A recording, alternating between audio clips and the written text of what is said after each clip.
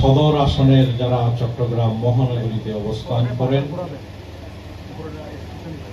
সেই সকল সম্মানিত গুরুত্বপূর্ণ ভাইদেরকে নিয়ে আয়োজিত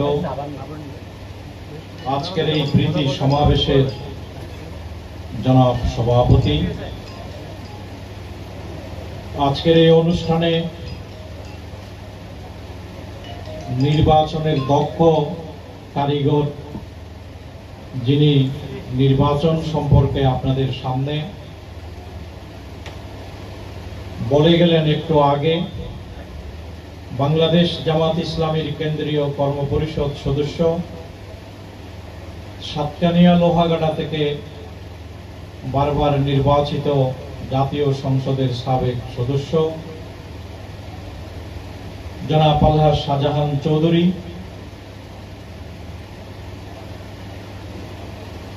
বিপি বাহাদুরের কি পরিচয় দেওয়া বলবো না, সম্বোধন করা বলবো না, বিপি বাহাদুর হইলে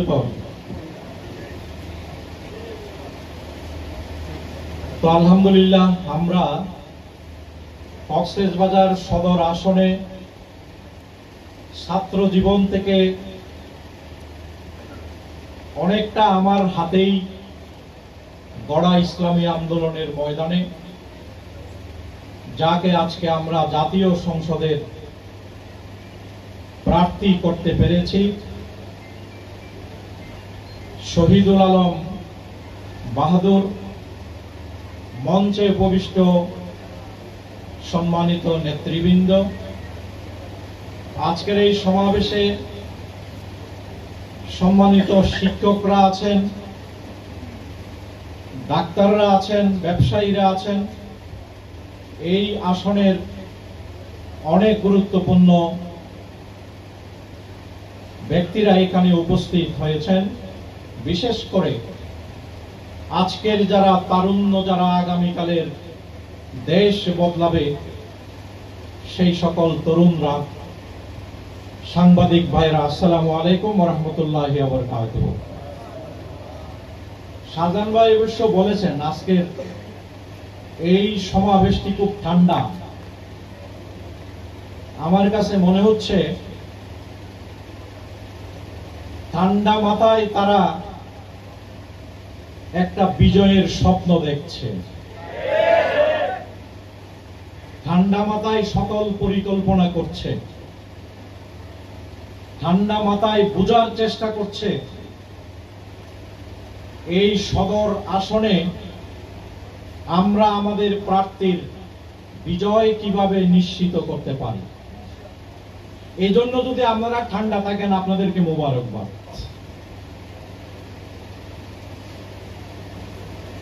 আমি লম্বা কথা বলবো না। এবারের যে জাতীয় নির্বাচন,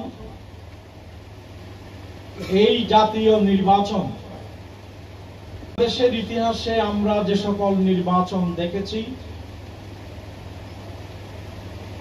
নির্বাচনের বৈশিষ্ট্য চরিত্র ছিল, এইবারের নির্বাচন হবে সকল নির্বাচনের চেয়ে ব্যতিক্রমধর্মী একটি নির্বাচন। এবারের নির্বাচন হবে ইনশাআল্লাহ। অন্তর্বর্তী সরকারের প্রধান উপদেষ্টা তিনি অবশ্য একটি ভুল করেছেন। বাংলাদেশ নিয়ে তিনি আরো অনেক কাজ করতে পারতেন যদি তিনি তার পরিষদের লোকগুলোকে আরো বাছাই করে নিতেন, তাহলে এই বাংলাদেশকে এখন যা দিয়েছে আরো অনেক কিছু তিনি দিতে পারতেন। এরপরেও তার সর্বশেষ চ্যালেঞ্জ হচ্ছে তিনি যে কোনো মূল্যে উৎসব মুখর ঐতিহাসিক একটি নির্বাচন বাংলাদেশে সম্পন্ন করে তিনি বিদায় নেবেন।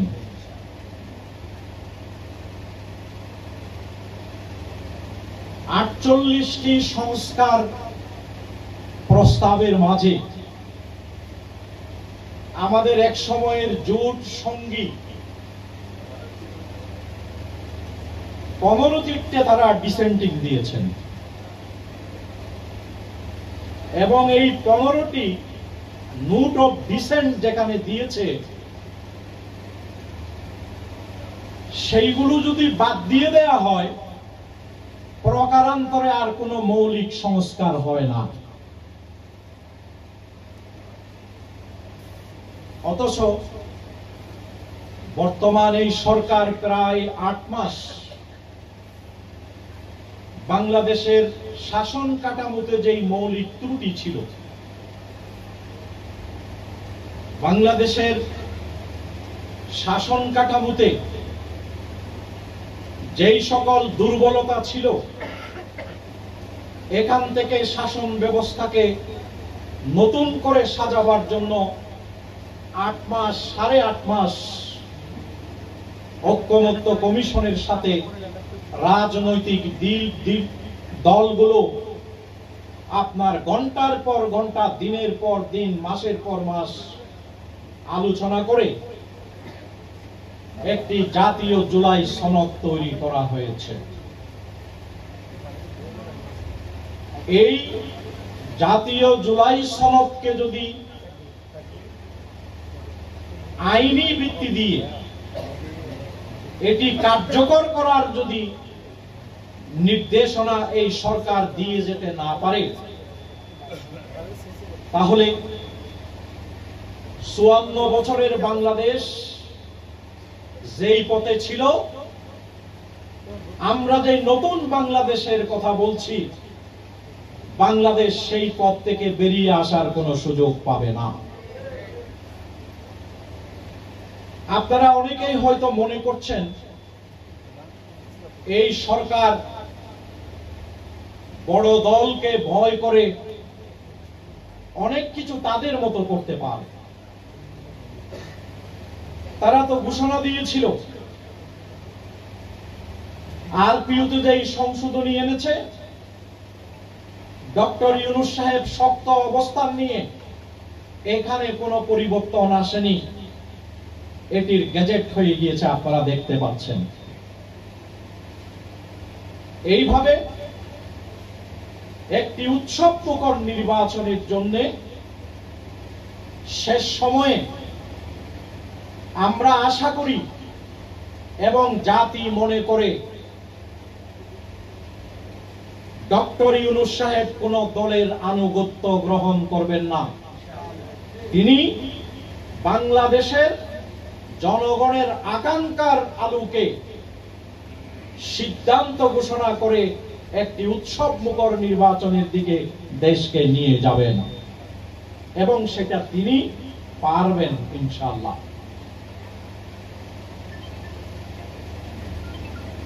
আমরা সদর আসনের আজকে চট্টগ্রামে অবস্থানরত অনেকেই এখানে উপস্থিত হয়েছে। আল্লাহ তাআলা বাংলাদেশ জামাত ইসলামীকে বর্তমান যেই অবস্থাটি তৈরি করে দিয়েছেন, জুলাই বিপ্লবের পরে আমরা জামাত ইসলামীর ইতিহাসে এই ধরনের কোন পরিবেশ অতীতে কোন সময় আমরা পাইনি। আল্লাহ তাআলা আমাদের জন্য এমন একটি পরিবেশ কেন তৈরি করে দিয়েছেন? তৈরি করে দিয়েছেন জামাত ইসলামীর বিরুদ্ধে বাংলাদেশের অভ্যুদয় থেকে আজকে পর্যন্ত যত অপপ্রচার আছে, যত ধরনের মিথ্যাচার আছে, এই সকল অপপ্রচার এবং মিথ্যাচারকে জামাত ইসলামী ভুল প্রমাণিত করতে পেরেছে। ভুল প্রমাণিত করেছে এইভাবে, যারা নিজেদেরকে দেশপ্রেমিক হিসেবে দাবি করেছে, তারা বাংলাদেশের জনগণকে রেখে, কর্মীদেরকে রেখে গণ অভ্যুত্থানের মুখে দেশ থেকে পালিয়েছে।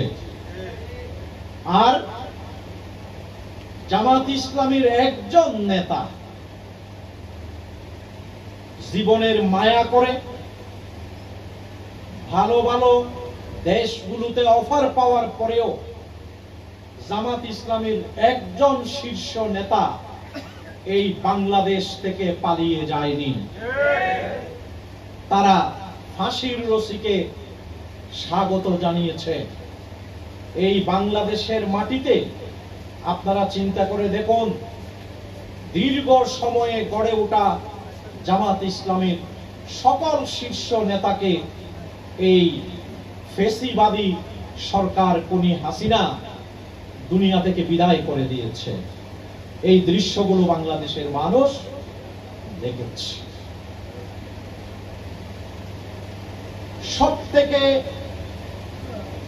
আজকের যেই প্রেক্ষাপট, এই প্রেক্ষাপটে বাংলাদেশের তরুণ সমাজ তাদের চিন্তা চেতনা দৃষ্টিভঙ্গির মধ্যে একটি পরিবর্তন আমরা দেখতে পাচ্ছি। তাদের দৃষ্টিভঙ্গির মধ্যে যদি পরিবর্তন না আসতো, প্রাচ্যের অক্সফোর্ড, ঢাকা বিশ্ববিদ্যালয়ে ইসলামী ছাত্র শিবিরের এই ভূমিধস বিজয় হতো না। এই তারুণ্যের মধ্যে যদি নতুন দৃষ্টিভঙ্গি না আসতো, জাকসুতে ইসলামী ছাত্র শিবির এই বিজয় পেত না, সাকসুতে এই বিজয় পেত না, রাকসুতে এই বিজয় পেত না।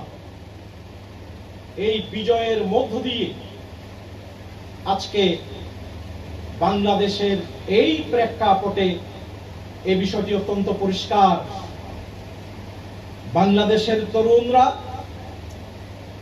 পরিবর্তন চায়, বাংলাদেশের তরুণরা নতুনত্ব চায়, বাংলাদেশের তরুণরা বাংলাদেশে যে নেতিবাচক অনেক কাজ হয়েছে এখান থেকে বেরিয়ে এসে আজকে ইতিবাচকতার মধ্য দিয়ে বাংলাদেশকে নতুনভাবে তারা গড়ে তুলতে চায়। এই কারণে ছাত্র সমাজ ইসলামী ছাত্র শিবিরের বিরুদ্ধে জামাত ইসলামীর চেয়েও বেশি অপপ্রচার ছিল। সব থেকে বড় অপপ্রচার ছিল শিবির রব কাটে। ঢাকা বিশ্ববিদ্যালয়ের সেকুলার ড্রেস পরা একজন ছাত্রী তরুণী মিডিয়ায় গিয়ে যখন বলে যে ইসলামী ছাত্র শিবির যে রব কাটে বলে, আমরা তো ক্যাম্পাসে যখন থেকে এসেছি তাদের কাকেও তো আমরা রব কাটতে দেখিনি। একজন সেকুলার চিন্তার ছাত্রী যখন মিডিয়ায় গিয়ে এই কথা বলে, তাহলে ইসলামী ছাত্র শিবিরের জন্য এর চেয়ে বড় স্বীকৃতি কি আছে? এই সকল কিছুর মধ্য দিয়ে আজকে বাংলাদেশের তরুণরা পরিবর্তন চায়, বাংলাদেশের বুড়োরা পরিবর্তন চায়, বাংলাদেশের খেটে খাওয়া মানুষ পরিবর্তন চায়, বাংলাদেশের রিকশাওয়ালা পরিবর্তন চায়, বাংলাদেশের কৃষকরা পরিবর্তন চায়, বাংলাদেশের বুদ্ধিজীবীরা পরিবর্তন চায়। এই ধরনের একটি প্রেক্ষাপটে আজকে বাংলাদেশে আমরা এসে দাঁড়িয়েছি। জামাত ইসলামীকে মানুষ পছন্দ করছে কেন? জামাত ইসলামীকে মানুষ পছন্দ করছে, তারা বাংলাদেশে আর দুর্নীতি দেখতে চায় না। তাহলে দুর্নীতিমুক্ত বাংলাদেশ জামাত ইসলামীর তৈরি করা নেতৃত্বই একমাত্র উপহার দিতে পারে। এই উদাহরণ জামাত ইসলামী জোট সরকারের আমলে তাদের দুইজন শীর্ষ দায়িত্বশীল যারা মন্ত্রী ছিলেন, তাদের মাধ্যমে মানুষ দেখেছে এই দুইজন মন্ত্রী তাদের মন্ত্রিত্বের ইতিহাসে এক পয়সার কোনো দুর্নীতি করেনি। দুর্নীতির বিরুদ্ধে বলিষ্ঠ কণ্ঠে জিহাদ তো অন্য কোন দলের নেতা ঘোষণা করেনি। দুর্নীতির বিরুদ্ধে বলিষ্ঠ কণ্ঠে জিহাদ ঘোষণা করেছে তিনি হচ্ছেন জামাত ইসলামীর আমির, বিশ্বনন্দিত ইসলামী আন্দোলনের নেতা ডাক্তার শফিকুর রহমান। তিনি দুর্নীতির বিরুদ্ধে জিহাদ ঘোষণা করেছেন। বাংলাদেশে যদি শুধু এই দুর্নীতি বন্ধ করা যায়, তাহলে বাংলাদেশ সিঙ্গাপুর হতে, মালয়েশিয়া হতে বেশি দিন সময় লাগবে না। তাহলে এই দুর্নীতিমুক্ত বাংলাদেশের জন্য মানুষ জামাত ইসলামীকেই বিকল্প হিসেবে গ্রহণ করেছে। আপনারা একটা জিনিস লক্ষ্য করুন, আপনারা যা এখনো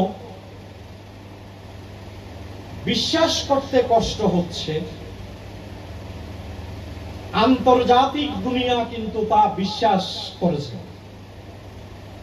আমরা যদি গত 2 মাসের আমিরে জামাতের আবাসিক অফিস এবং কেন্দ্রীয় অফিস যদি আমরা দেখি,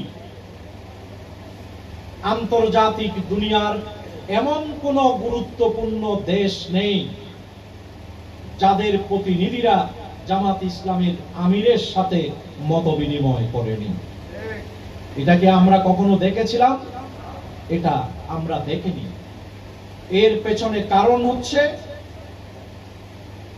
তাদেরও ধারণা এইবার জামাত ইসলামী বিপুল সমর্থন নিয়ে এই দেশ পরিচালনায় গুরুত্বপূর্ণ ভূমিকা পালনের জায়গায় চলে যাবে।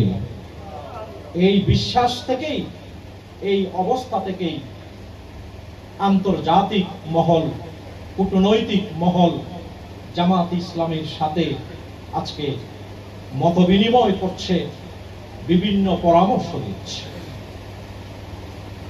আমরা এমন একটি অবস্থায় কক্সবাজারে ফিরে যাই। কক্সবাজারের 4টি আসন, কক্সবাজারের এই 4টি আসন আমাদের বড় দলের অবস্থা যেমন ভালো ছিল, এখন যতটুকু ভালো আছে, তাদের জুলাই বিপ্লবের পর থেকে যেই ভূমিকা এই বড় দলটি রেখেছে, জাতীয় এবং স্থানীয়ভাবে তারা যে আজকে ইমেজ সংকটে আছে, যার পরিপ্রেক্ষিতে যথাসময়ে নির্বাচন অনুষ্ঠিত হোক, এ ব্যাপারে তারা আন্তরিক কিনা জাতির কাছে আজকে প্রশ্ন। আজকে তাদের এই জাতীয় ইমেজ সংকটের এই প্রভাব যারা আজকে বিএনপিকে নেতৃত্ব দিচ্ছে, কক্সবাজারের আসনগুলোতেও সেই ইমেজ সংকটের অভাব কি পড়েনি? পড়েছে। আমরা পরিষ্কার করে আল্লাহ তাআলার উপর ভরসা করে এই কথা বলতে পারি, কক্সবাজারের 4টি আসনেই বর্তমানে বড় দলের চেয়ে, বিএনপির চেয়ে জামাত অনেক অনেক বেশি এগিয়ে আছে। মানুষ যদি ভোট দেওয়ার পরিবেশ পায়, লেভেল প্লেইং ফিল্ড যদি তৈরি হয়, তাহলে এই 4টি আসনেই জামাত ইসলামী বিজয়ী হবে ইনশাআল্লাহ। সেই ধরনের অবস্থা আপনার 4টি আসনেই আমরা দেখতে পাচ্ছি। আপনারা আজকে যারা এখানে এসেছেন, আমরা আপনাদের জন্য কম বয়সের একজন প্রার্থী দিয়েছি, শহীদুল আলম বাদল, কক্সবাজারের সর্বোচ্চ বিদ্যাপীঠ কক্সবাজার কলেজ ছাত্র সংসদে যোগ্যতার সাথে নেতৃত্ব দিয়েছেন। বিপুল ভোটের ব্যবধানে, রেকর্ড ভোটে শহীদুল আলম বাদল উপজেলা পরিষদের 22 চেয়ারম্যান নির্বাচিত হয়েছিলেন। তাহলে জনপ্রতিনিধি হিসাবে, ছাত্র প্রতিনিধি হিসাবে তার ভূমিকা কক্সবাজারের মানুষ সরাসরি প্রত্যক্ষ করেছে। আজকে এই কক্সবাজার সদর, ঈদগাঁও, রামু, এখানে ইউনিয়ন পর্যায়ে আমাদের জনপ্রতিনিধি এবং সামাজিকভাবে জামাত ইসলামীর অবস্থান, সাংগঠনিকভাবে জামাত ইসলামীর অবস্থান এবং গণমানুষের কাছে আজকে জামাত ইসলামীর অবস্থান, এই সব কিছুকে সামনে রাখলে আজকে আমার সামনে যারা এখানে বসা আছেন, তরুণরা যদি সিদ্ধান্ত নেয় এবং এখানকার বিভিন্ন শ্রেণী পেশার সমাজে যারা গুরুত্বপূর্ণ ভূমিকা পালন করে চলেছেন, বিশেষ করে জাতীয় নির্বাচনে একটি ইউনিয়নে দাঁড়ালে, এখানে এমন ব্যক্তিত্ব আছেন, একটি ইউনিয়নে দাঁড়ালে সেখানে নির্বাচনকে প্রভাবিত করার জন্য আর কেউ সাহস করবে না। তো আমরা সকলে মিলে যদি সুষ্ঠু পরিকল্পনা নিয়ে ময়দানের বর্তমান যে সম্ভাবনা তৈরি হয়েছে, এটাকে যদি আমরা কাজে লাগিয়ে সকলেই স্বতঃস্ফূর্তভাবে যদি আমরা কাজ করতে পারি, তাহলে এই সদরে আল্লাহ তাআলা আমাদের এই কম বয়সের ভাইকে এমপি করে ওই পার্লামেন্টে পাঠাতে পারেন রব্বুল আলামিন। এজন্য আমি তরুণদের কাছে বলবো, তোমাদের আজকে বাংলাদেশ বদলে দেওয়ার দায়িত্ব আজকে তোমরাই গ্রহণ করেছো, যার কারণে বাংলাদেশের সর্বত্র আমরা যেটি এই 54 বছরের বাংলাদেশে দেখিনি, সেটি আজকে আমরা নতুন করে দেখতে পাচ্ছি। এই জন্য এই সদর আসনের দাঁড়িপাল্লার বিজয়কে নিশ্চিত করার জন্য সিংহভাগ দায়িত্ব এই তরুণদেরকেই গ্রহণ করতে হবে। এই তরুণরা যদি সিংহভাগ দায়িত্ব গ্রহণ করে, তাহলে এই আসনের বিজয় আমরা দেখতে পাচ্ছি। এরপরে আমি বলবো, এখানে যারা নির্বাচন পরিচালনা করার সাথে সম্পৃক্ত আছেন, বিভিন্ন প্রার্থীর সাথে নির্বাচন করেছেন, তারা নির্বাচনী কৌশল বুঝেন, এখানকার মাটিকে বুঝেন, এখানকার ভোটার সম্পর্কে ধারণা আছে। আপনারা জামাত ইসলামীর এই প্রার্থীকে যদি গণমানুষের প্রার্থীতে রূপান্তরিত করার জন্য আপনাদের কৌশলগুলো প্রয়োগ করেন, আপনাদের অভিজ্ঞতাকে প্রয়োগ করেন, তাহলে এই আসনের বিজয় কেউ ঠেকিয়ে রাখতে পারবে না ইনশাআল্লাহ। তাই প্রিয় ভাইরা, সম্মানিত ভাইরা, আসুন আজকের এই প্রীতি সমাবেশের পর নির্বাচনের সময় কিন্তু খুব বেশি নেই। আজকের এই প্রীতি সমাবেশের পর আমরা যারা এখানে উপস্থিত হয়েছি, আমরা কেউ 5টি কেন্দ্রের দায়িত্ব নেব, আমরা কেউ 2টি কেন্দ্রের দায়িত্ব নেব, আমরা কেউ 1টি কেন্দ্রের দায়িত্ব নেব এবং দায়িত্ব নিয়ে আমরা এই শহর থেকেই এখানে যারা আছে তাদেরকে সংগঠিত করব যে এই কেন্দ্রে ফার্স্ট হওয়ার জন্য আমাদের যা করা দরকার সেটা আমরা করব। এই দুটো কেন্দ্রে আমরা ফার্স্ট হওয়ার জন্য যা করা দরকার সেটা আমরা করব। এই ধরনের পরিকল্পনা যদি আপনারা এই চট্টগ্রামে অবস্থানরত ভাইরা গ্রহণ করে এলাকায় সময় দিয়ে যদি এখন থেকে কাজ করতে পারেন, তাহলে আমরা যেই কথা বলছি, এই সদর আসনে বিপুল ভোটের ব্যবধানে আল্লাহ তাআলা আমাদেরকে বিজয় দান করবেন ইনশাআল্লাহ। তাই প্রিয় ভাইরা, আমি কথা বাড়াতে চাই না, আপনাদের সাথে অনেক দেখা হবে এই জমিনে, বিভিন্ন প্রোগ্রামে আপনাদের সাথে আমরা ইনশাআল্লাহ মিলিত হব। আজকে আমরা সত্যিকার অর্থে পুরো কক্সবাজারে, এই পর্যটন জেলায়, এই পর্যটন রাজধানীতে আমরা অতীতের জঞ্জালগুলো মুছে ফেলে একটি আদর্শিক ধারা আমরা তৈরি করি। জনগণ যেটি চায়, আমরা ইসলামী মূল্যবোধের একটি ধারা এখানে আরো শক্তিশালী যদি করতে চাই, তাহলে সদর সহ এই 4টি আসনেই আমাদের বিজয়কে নিশ্চিত করতে হবে। তাই আল্লাহ তাআলার কাছেও আমরা এই ফরিয়াদ করি যে শহীদের এই জেলা আগামী নির্বাচনে আল্লাহ তাআলা যাতে আমাদেরকে এখানে কাজের মধ্যে বরকত দান করেন, এখানে পরিবর্তনের জন্য যারা চেষ্টা করছে তারা পরিবর্তনের যাতে যথাযথ পরিবেশ পান, সেই পরিবেশ যাতে আল্লাহ তাআলা আমাদের জন্য সৃষ্টি করে দেন। সম্মানিত ভাইরা, শেষ কথা বলতে চাই, নির্বাচন মানে কোন মানুষের ব্যালট ইলেকশনের দিনে আমাদের বাক্সে ফেলা।